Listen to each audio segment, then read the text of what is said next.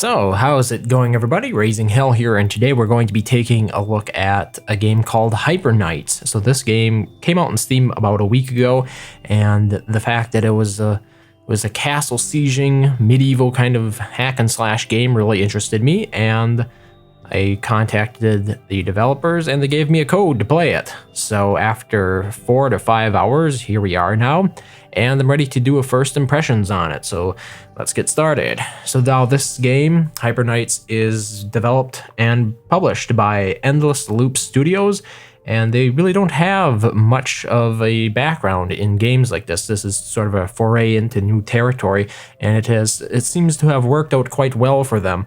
Overall, like if you wanted my general overall impression of the game, I think it is very good for the price point of $5. When it comes to options for playing, pretty simple, not a whole lot going on here. We have a single player and then your pretty standard audio, video, and control options. The game does use a controller, but you can alternatively use a keyboard as well.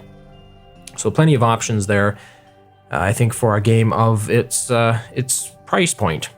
So in terms of the game itself, I have established a game. So I'm just going to go ahead and continue that one. You can do a new game, or apparently you can load games as well. I haven't had much time to experiment with that. So here we are in the main map. Now, you might be wondering, what's going on? This is all my land, and we can't actually see the enemy land. And I am right here in the middle on this little statue, it looks like, of a guy that has a 140 above my head. There are a whole bunch of other units moving around as well. If I move, they move. So you can think of it a bit like a turn-based game, except, you know, no actual turns, but it isn't necessarily real time either. So I think that's an important point or distinction to make. So this is one of the aspects of the game that really excited me, because a lot of games that are like this sort of hack and slash, or bullet hell in some ways as well, a lot of them don't have much of a strategy layer to them. You spend most of your time in battle, and the same is true for Hyperknights, but there's also this campaign map. So what's going on here is these are all my towns that I own, and we can enter them. We can get troops from them. We can recruit new knights. Here's the new knight that is available to me for a cost of 317 gold. I can go ahead and recruit him, press A, and now I got an achievement for that as well. But now I have more knights, so we can manage the knights, press select, and right trigger. So here are all the different knights that I control, and you might be wondering, you know, why do you need knights? Well, the great thing about this is you are but one hero, basically, among many heroes. There are lots of other heroes throughout the world. They're enemy heroes. All the stuff in red is controlled by enemy, and you fight their heroes, and then of course you have heroes on your side, and you're like the ultimate hero, but then again, you're not that superpower. I mean, there's like one power that you have that the rest of them don't seem to have yet, but maybe I'm getting a little bit ahead of myself. So these are all the knights that help control and protect your territory, which I think is very important, because one of the things that games like this can sort of fall afoul of is, you know, it starts off really interesting. You have your one little county right here, and then you acquire another county, and then you acquire another county, and all of a sudden you have 10 counties, and the micromanagement really starts to kick in, and that really drags down the flow of the game, and you're not doing as many battles, and you're not playing as many battles. The great thing about Hyperknights is a lot of this stuff is automated. So you jump into a town, you can upgrade it. This one is fully upgraded already, but it's really simple to upgrade, and you can grab units from it. It's really simple just to grab some units. Like there we are, we're back up at 200. You can see in the lower left corner how many units I currently have in my armada, or whatever you want to call the grouping of troops that are basically following my hero. And we can also throw units out. We can put units back in the outpost if you need either. So it's great flexible. It's great. That's really all I have to say about it. But the really important part is that you'll see these troops are moving dynamically around the map. So in other words, you don't actually have to run all the way back home to go ahead and pick up more troops. By and large, the game seems to do a fairly good job of distributing troops where they are needed. At the moment, we have had a little bit of an invasion, so you'll see some little red guys hanging about my territory. I think my knights can deal with them, but you never know. I'd like to get into something a little bit more interesting over here. You can see this town is being attacked. Let's see if we can jump in. No. Let's go ahead and attack one of the roamers then. So a lot of the game is actually going to be spent in these battles, and these battles are actually real time. So in other words, here we are on the battle screen. I could slow things down just to talk a little bit about what's going on here. So this is a nice feature if you're somebody who likes the idea of real-time strategy, but at the same time, maybe you have trouble dealing with the pace. Like, that's one of my common problems, is some real-time strategy games just move along too fast for me, and I find myself playing them at much lower difficulty, not difficulties, gameplay speeds, which can be a problem. In the top part of the screen, you'll see a number, 214 and 134. The blue number is how many troops I have, and the red number is how many troops the enemy has. And if you look in the lower right corner, you can sort of see a mini map, and you'll get a good idea of the force that I'm going up against here. In the lower, well, the lower left-hand corner of the screen, kind of the corner, you'll see a bunch of known combos, and now these are the combos that I can use to attack enemies with. So we have a little bit of a what do they call, fighter games, I suppose, but we can cancel this slow motion as well, and now we can actually get right into the combat. So you'll notice that a lot of these enemies, pretty much all of the enemies, they have the little indicator above their heads. So they want you to press a certain button combo to kill them.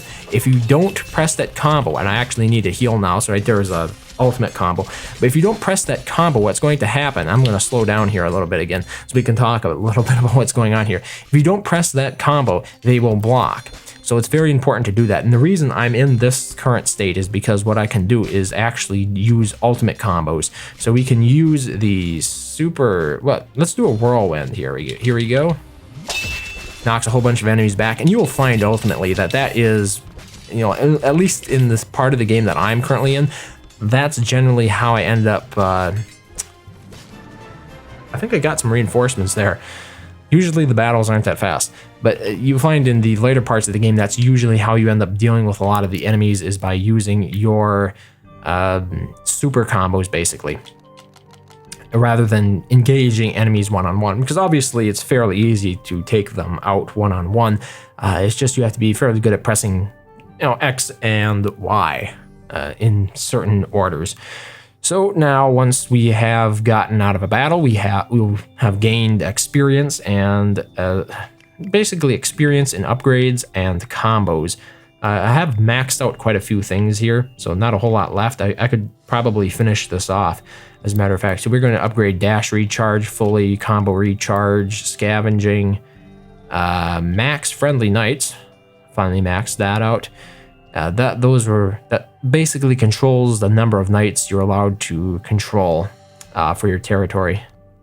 Overmap speed, building speed, minion upgrades, and shield upgrades. So there, we got an achievement for upgrading basically everything. Then we also have some stuff left here for combos. So super self, might be able to max that out. And we might actually be able to finish all this right on the video. Look at that. Do I get another achievement for that? Apparently not. So we have maxed out all the combos and all the upgrades. So basically there's nothing left to get from experience, unfortunately. So like I said before, I've been playing the game for about 5 hours now. And I think, you know, we're starting to sort of see what the end game looks like at this point, which is pretty decent. 5 hours for a game that's basically its cost. I think it's a very good cost proposition, I guess you could say. So what are we doing here? We got our stuff. As you can see, I have a ton of gold. Not sure what to do with all of it. One of the things you can do with gold are upgrade towns. Unfortunately, all my towns... Okay, here. Let's go down over here, upgrade this town. It just basically allows me to get troops faster, as far as I'm aware. It says holds more units. Maybe that's all it does. But you can also, there are also buildings you can build. So if you press the left mouse button, here are a whole bunch of buildings that we can construct pretty much anywhere on the map. You'll see that there is sort of a radius where you can't build them, and a lot of them got destroyed by the enemies when I was suddenly invaded. But we can build stuff like a safe house, which is, it says recruits units willing to join your cause and sends them to the nearest castle. So as far as I'm aware, this basically allows you to recruit units faster. I tried building it in enemy territory, and I don't think that's what it's about. But we're at the point where like the upgrades for this stuff mean pretty much nothing to me because I have so much gold, and I really don't know what else I can spend it on besides building those buildings. So what a lot of the game involves, what a lot of the game is involved with, if you're familiar with stuff like Risk, for example, you're going to be trying to conquer various different areas, or I don't know, what do you want to call them? Provinces on the map. And the benefit to doing this, of course, is to get more territory. That means more troops, and then you basically steamroll to victory. But despite the fact that I'm spending a lot of time here on the main map, during those 5 hours playing, I actually spent a lot of time attacking stuff. So let's go ahead and attack this convoy, because there's some different types of battles here that I'd like to introduce you to. So this one's a convoy. This basically means we circle in around like a caravan that has been trading goods. Apparently, I just got stunned there. Some enemies will have different abilities. I should use my abilities more, but if you're down with the whole idea of like it's hack and slash, but it's a different kind of hack and slash, because what we're doing instead is we're pressing X and Y and Y. So you got your hack and slash going on, but it's a little bit more strategic, I guess you could say. I believe the developers cited Dynasty Warriors as an influence, and while I've never played that game, taking a look at it, it certainly looks that they're talking about the button pressing when it comes to the influence there. So that was a relatively simple match. Oh, we're right back into another one, William the Fighter. So this will be the first match, or the first battle, that I've actually had to go up against another enemy leader. So William the Fighter, basically. Now these guys are a little bit trickier because you can't hit them from the back. So you'll notice there's a blue shield behind them. You can't hit them from that direction. Unfortunately, you can just use combos, and that'll deal a massive amount of damage to them. So at the end of the day, they're not that hard with the combos. I think the combos might be a little bit overpowered. Oh, another leader joined with 91 units. And you'll see on the left side, they have their own special abilities. This one can project a bolt. They also have arrow deflect, slow down, and mortars. Fires mortars that land after some time, dealing damage in the area. So we probably want to get rid of this guy as soon as possible. So I'm just going to use my my special abilities here, and that really brought him down. Wait. I'm going to knock all these enemies back. There we go. You'll notice a lot of enemies just do spawn in, and the arrows, this is why I call it a bullet hell. The amount of arrows that just go flying all over the place, especially enemy arrows. If you get into the thick of it, you can just get pelted by arrows, and you have to be very careful about that. So you might be wondering, with all these victories, yes, I actually do win a lot of the time. I don't think the game itself is very challenging per se. There doesn't appear to be a difficulty level, and up until this point, it has, like, a lot of the battles have been fairly fair, I guess you could say, providing you understand a little bit about how the game works, and so at least some of the combos. But yeah, I'd like to see a little bit more of a challenge here. So let's move somewhere where it's not going to be so easy to win. Here, we're going to attack an outpost now. This will also be a little bit different of a map. We'll have some different opportunities here, hopefully. Unfortunately, the game does run at a rate where it's, unless you've slowed it down, it's difficult to sort of talk over it and still play it competently, at least. So here we are. Now you'll notice that things are a little bit different this time. Here we have a map on which we can control where my units go. So unlike most battles where you're just going to be facing off against each other, your troops run up against each other and so on, this one are actually going to go ahead and tell all these units to waypoint their way to the castle. And you'll notice it's pretty evenly matched, which means we'll probably lose if I don't turn the tide for them. So we're going to try to be pulling off some combos here. I'll see what I can get in. That castle there is firing. I'm trying to look at, okay, I want the Earth Shatterer combo. So this is kind of nice, where I can look at the combos available to me without having to memorize them like a lot of fighter games do. So Earth Shatterer, we need YXX. Oops. Wow, I got hit, but YXXY. And you'll do a whole bunch of damage to the buildings around there. So let's try that again. Yeah. Make it a lot easier for my troops to take that castle down before it deals too much damage. that was the general idea behind that. There was also another cool ability that I really wanted to show off, so hopefully we'll be able to do that. My character also does have a dash attack, so you can sort of dash around. One thing I've found is it's... Ooh, here we have an outpost count. One thing I've found, it's very easy to scrub, I guess you could say. Okay, we're going to do a very good attack. Let's see here. I think it's this, is it? Yeah. So you sort of go into slow motion here, and my hero is darting around the map and basically just taking out a whole bunch of troops. Yeah, it's we got 132 all the way down to 78. So is that pretty impressive or what? I'm not sure. Let's see if we can heal. Yeah, there we go. So as you can tell, the combos are pretty important to my long-term survival, basically. You're very overpowered, I guess you could say, as a character. I'm just gonna lead some of these guys down here to the rest of my guys. I think it was getting to be a bit overwhelming. They're stunned, This is not desirable necessarily. I need to get rid of this captain. Hopefully, okay, now he's gone. Yeah, as you can see, there are a whole bunch of arrows coming in, so we need to do something about this. Like one of the things you could do because you can do the slow motion stuff is you could probably try to weave around the arrows and whatnot. But we're just going to go for a whirlwind, I think, and knock a whole bunch of them back. One of the things I need to do now is actually tell the rest of my troops to advance and start pressuring the next keep area, basically. So this is definitely more interesting than what you've seen up until this point. I feel like a lot of what I've shown has been over with pretty quick before we could actually get into the thick of it. But things are getting more interesting now. So I'm healing a bit.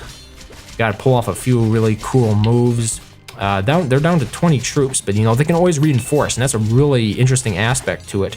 That the enemy can actually reinforce during the battle, because if you bring up the map right here, you'll see that on the left side you see the main gameplay map basically, and what that can do, that means that it's running in the background. When you're running around in here, the gameplay is actually running on the main map as well, and that means that if somebody sends in reinforcements, it can turn the tide of a battle. Like a battle that was a sure thing before, all of a sudden becomes a lot less predictable. And I find that especially compelling. It adds that element of unpredictability to it. I gotta get out of here before I die. Another nice thing about it is even when you lose, the losses that you take are not that severe where you feel like it's a huge loss. Like you can take a loss and then come right back at it, and it feels, losing is fun, sort of, and that's an important part of this game, I think, is that even when you've just lost a battle, you probably had a blast losing it, because it's pretty tense, it's pretty action-packed a lot of the time, and just generally fun, because it doesn't take a lot to get back into the fray again. Even if you lose your entire army, it's relatively easy to build it right back up. So yeah, I'm kind of cheesing it, just using my ultimates on that captain, unfortunately. Oh, we have another okay, we have another reinforcements. They did come in. Yeah, so you'll notice in the top right corner of the screen, reinforcements that are coming will show a little counter there, so that way you sort of get an idea of how long it will be before you can expect another wave of enforcements. And as it turns out, we do have another wave of enforcements here, so I think what we're going to do is go ahead and use the Super Slash ability once again, which is always a very cool, if sometimes overpowered ability, but I think it is absolutely required if we want this battle to continue going in our favor, considering only 22 seconds left. Down to 26 units. Okay. The great thing about it is when you're commanding troops to go to a certain location, it actually does pause the gameplay. So there we go. Yeah, a lot of these times I just end up button scrubbing because, we got refights for life. I mean, this is some of the point that I'm making there. I could just scrub like a scrub, and I got away with it, basically. Got stunned! No! Yeah, so if you die, this is a good point. If you die, this is what happens, basically. So that was a bit unfortunate, but we got through it. So there's just the captain left. We destroyed all the outposts, so we probably pretty much should have this.